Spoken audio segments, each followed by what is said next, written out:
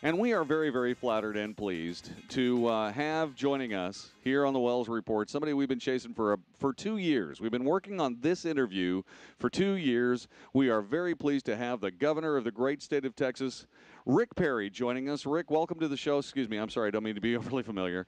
Governor, thank you very much for joining us. What brings you to North Texas? Tell us. Yeah, well, it's until the middle of September, we were probably on track, as we have been for the last 3 or 4 years, to lead the nation in job creation and wealth and just the whole climate of where do you want to live, where do you want to do business. This was the place in America. More Fortune 500 companies calling Texas home than any other state. #1 exporting state. Half of the jobs created in the United States from August of '07 to August of '08 were in Texas. Now, with that said, we still lead the nation in all of those, but we had 2 storms, Hurricane Ike and then the storm of the financial markets that's kind of put a cautionary tale on Texas, as it has across the country.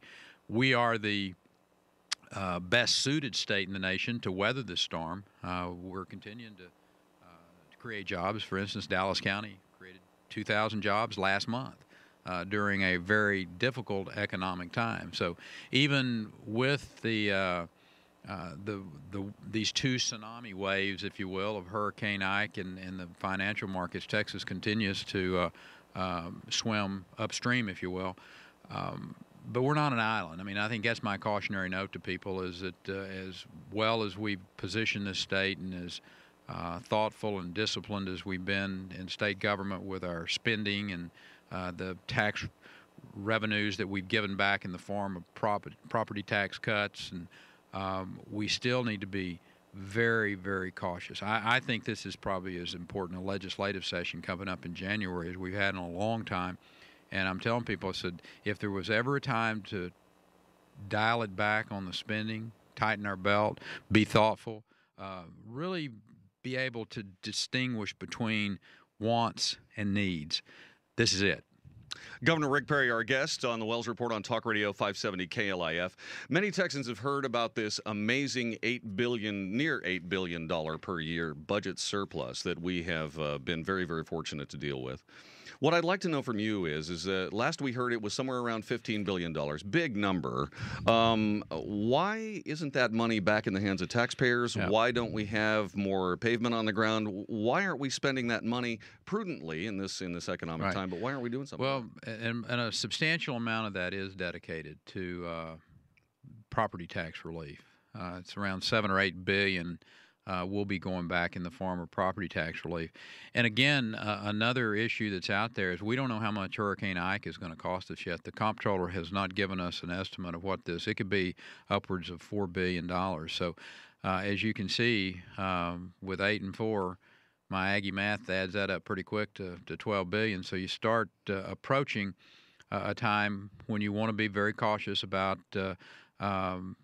certainly spending anymore in new government programs, but even from the standpoint of standing up and saying, "Listen, we're gonna send it back to you in the form of we can't rebate." And actually, I've got a legislative agenda to have that discussion with the members of the legislature, where that if we continue to see this economy turns around, Texas continues to run in a surplus.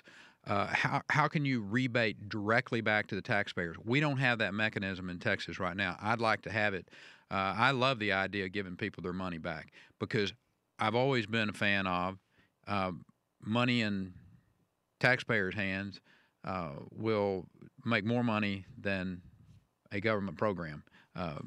9 times out of 10, or maybe 99 times out of 100. But the fact is, that's good philosophy, and it's the reason that we have found ourselves with this kind of budget surplus. Remember, in 2003, we rolled in here and we had a $10 billion budget deficit. First time since Reconstruction that you had Republican governor, lieutenant governor, speaker, and both houses Republican. And the last thing we could do if we were going to hold true to our Republican values was go, "Oh gosh, folks, is a bigger deficit than we thought it was. We're just going to have to raise your taxes." We couldn't do that, and we didn't do that.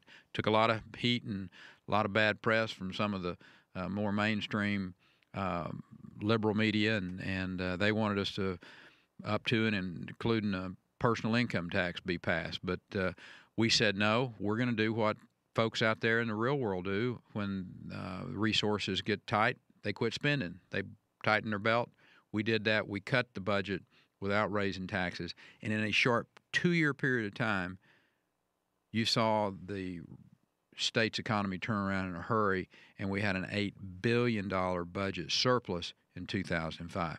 So some people would say, oh, that's anecdotal. I don't think it is. I think clearly Ronald Reagan got it right on supply-side economics. You cut the taxes, regulations, you have tort reform like we have passed in 2003, and it frees up the entrepreneurial spirit in a state. And we have that type of progress, and that's the reason you see us with the type of surpluses we have today. Govenor Rick Perry is our guest on the Wells Report. Coming up in just a couple of seconds, we're going to spend a little bit of time talking about the time we waste as North Texans on roads waiting for pavement to appear. We'll talk about that, and we'll also talk about Govenor Rick Perry's policies on the southern border of Texas. Next on the Wells Report, this is Talk Radio 570 KLIF.